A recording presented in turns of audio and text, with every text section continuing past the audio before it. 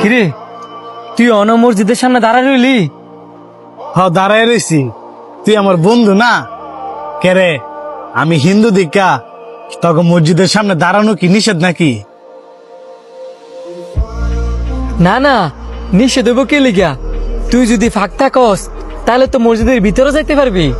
বন্ধু, আমি না একটা জিনিস লক্ষ্য করলাম, তখন মুসলমান ধর্মের মধ্যে আর আমাকে হিন্দু ধর্মের মধ্যে একটা পার্থক্য আছে।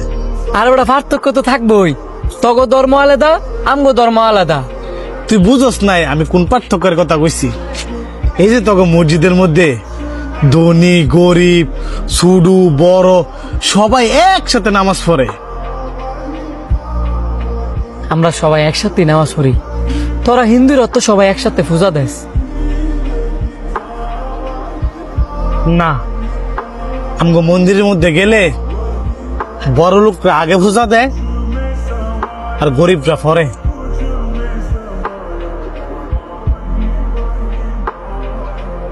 ওইসে লহে দিকে ঘুরতাম যাই, এক লগে চা খামনে।